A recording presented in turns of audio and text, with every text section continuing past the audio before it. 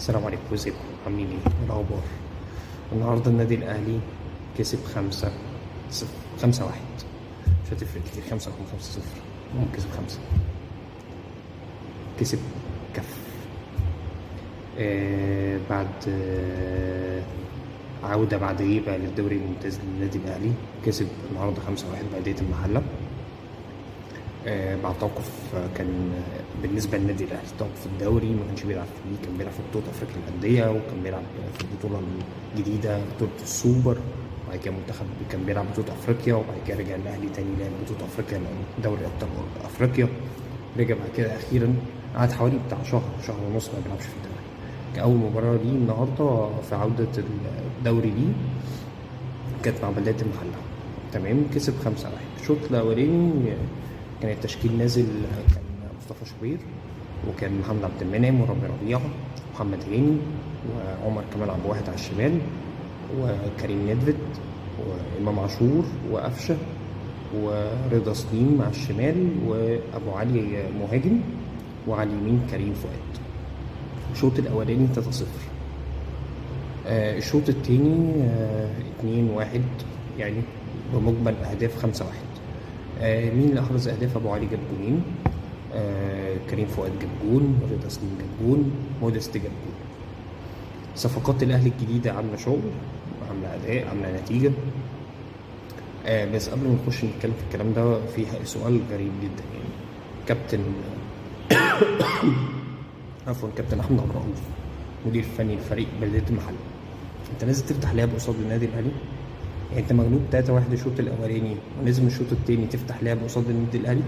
طب ما تبقى تشيل السكور ده النادي الاهلي السنه اللي فاتت طول الدوري، السنه اللي فاتت ما عملش الرقم ده، ما جابش الفرقه 5 تجوان.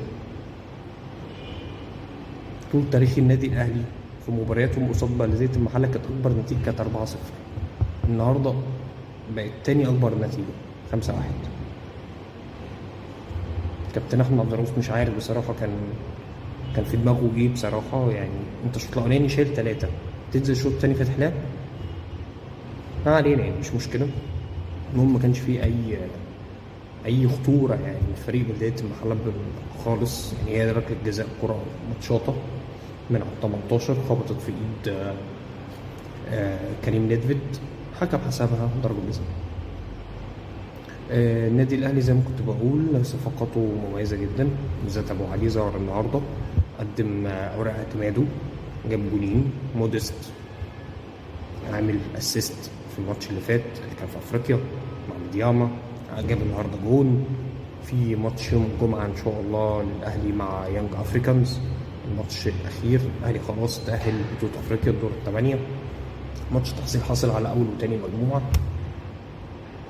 الاهلي النهارده كان عامل مباراه العمر يعني زي ما بيقولوا.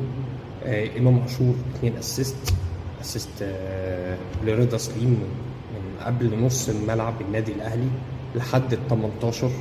اسيست جامد جدا يعني اسيست حلو قوي.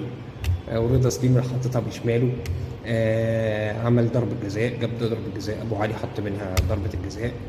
ابو علي صفقه جامده جدا جدا جدا، استنوا عليه شويه هيبقى اجمد من كده بكتير. رضا سليم راجع، قدم مباراه حلوه النهارده.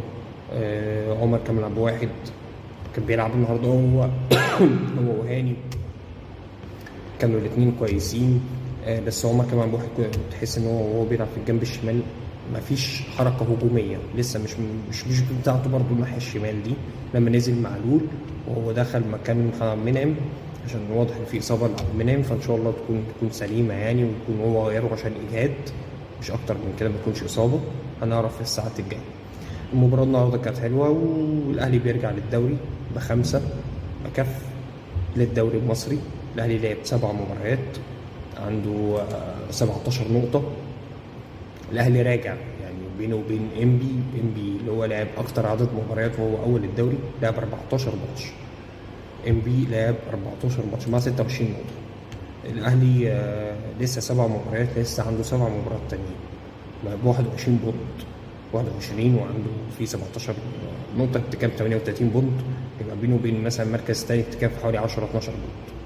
فالاهلي راجع، الزمالك هيلعب المفروض ان شاء الله عنده ماتش كمان بكره على ما اعتقد او بعد بكره في الدوري. وبس دي اخر الاخبار كانت معانا النهارده. الاهلي راجع بقوه، الاهلي راجع في الدوري يعمل بوم بوم بوم. الاهلي واضح انه هيبقى تقيل قوي بعد العوده وبعد الصفقات الجديده اللي اتعملت في يناير. عم نشوف. يلا السلام عليكم.